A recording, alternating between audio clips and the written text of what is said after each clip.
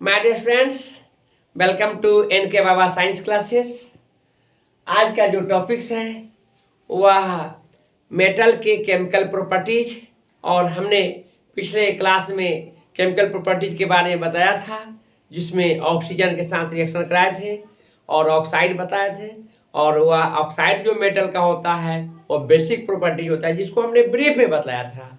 आज का जो टॉपिक्स में हम बतलाने जा रहे हैं केमिकल प्रॉपर्टीज में, रिएक्शन विथ एसिड। एसिड के साथ रिएक्शन, एसिड होता क्या है पहले जानेंगे।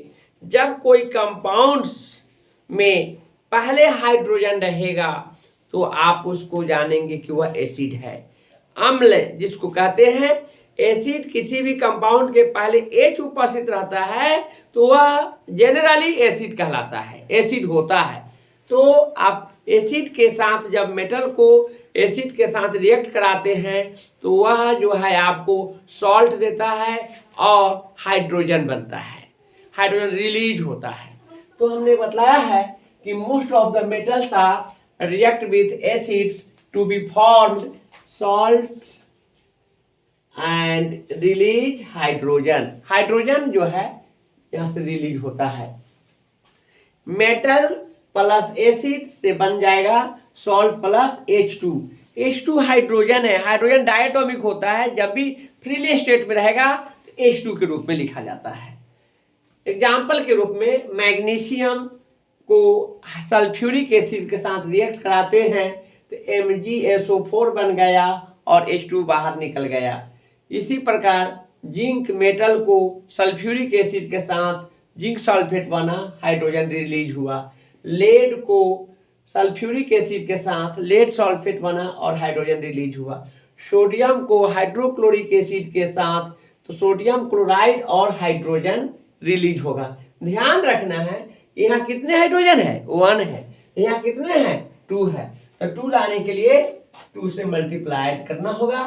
तो यहाँ देखना है कि क्लोरीन 2 हो गया, यहाँ 1 है, यहाँ भी 2 से मल्टीप्लाई करेंगे और सोडियम 2 हो गया तो यहाँ भी सोडियम 2 से मल्टीप्लाई करेंगे। इसी प्रकार के पोटेशियम को नाइट्रिक एसिड के साथ रिएक्ट कराते हैं तो यह KNO3 पोटेशियम नाइट्रेट और हाइड्रोजन रिलीज होता है। तो यहाँ पर आपको 2 हाइड्रोजन है, इसलिए 2 हाइड्रोजन के लिए यहाँ 2 से मल्टीप्लाई करना होगा। और यहाँ पर देखेंगे कि नाइट्रेट 2 हो गया, 2 से यहाँ पोटेशियम को 2 से। इसी प्रकार आयरन को हाइड्रोक्लोरिक एसिड के साथ रिएक्ट कराते हैं तो फेरस क्लोराइड बनाता है और यह हाइड्रोजन रिलीज होता है। यहाँ 2 हाइड्रोजन ऐसे 2 से मल्टीप्लाइड होंगे और यहाँ पर आयरन 1 है, ठीक है, 2 हाइड्रोजन हो गया, 2 क्लोरीन हो गया।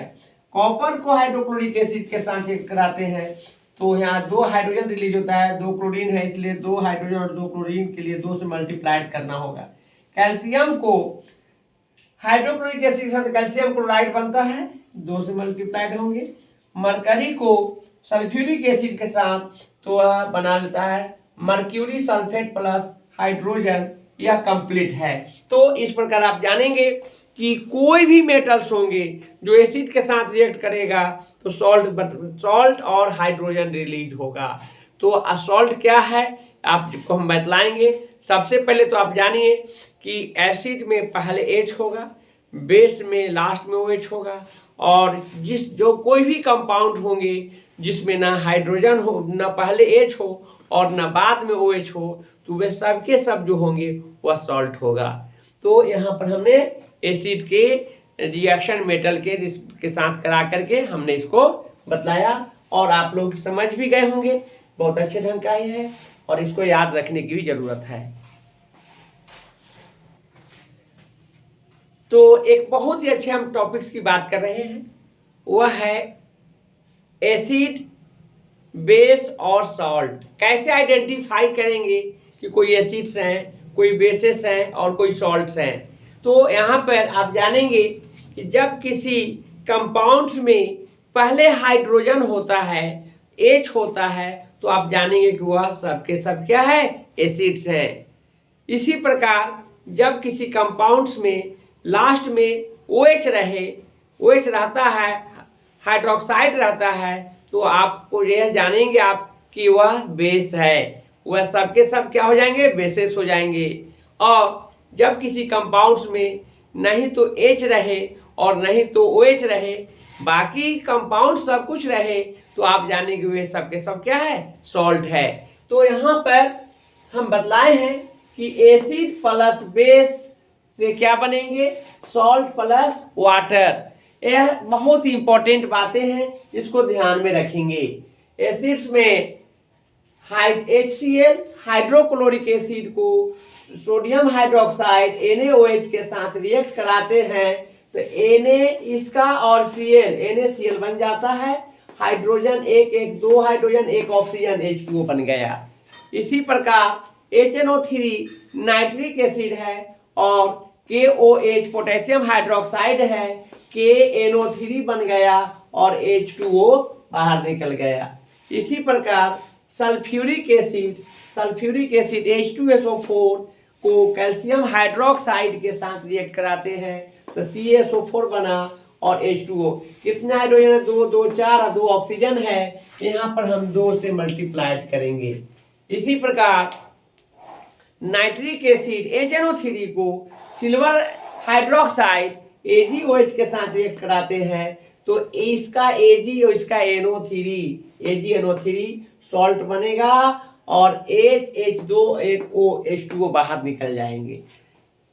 इस प्रकार आप देखेंगे हाइड्रोजन ब्रोमाइड को लिथियम हाइड्रोक्साइड के साथ रिएक्ट कराते हैं तो LiBr प्लस H2O।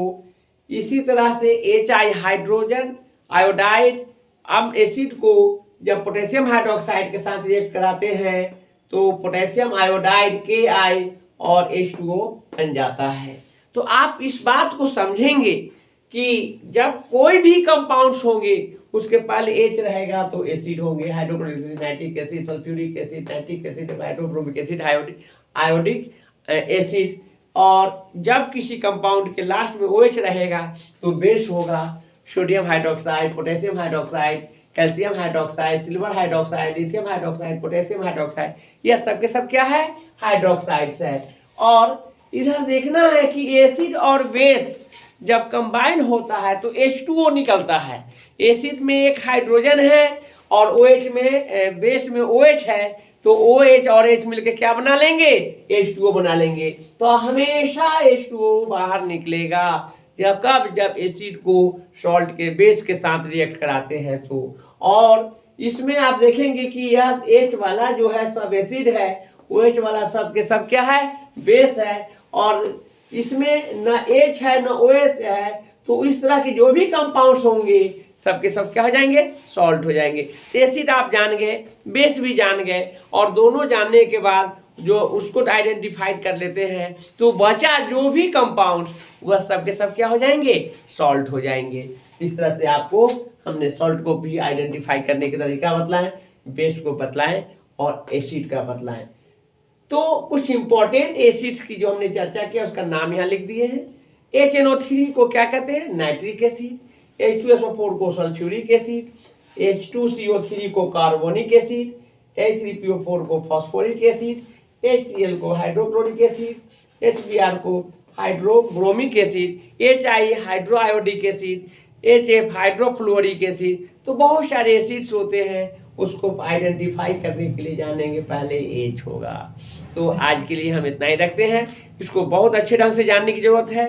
अभी भले ही यह छोटा टॉपिक्स है, आगे चल करके एसिड बेस सॉल्ट एक चैप्टर ही बनता है तो वहाँ पर आपको कहीं दिक्कत ना होगा। इससे छोटे छोटे बातों पर भी ध्यान देने की जरूरत है, इसको याद रखेंगे।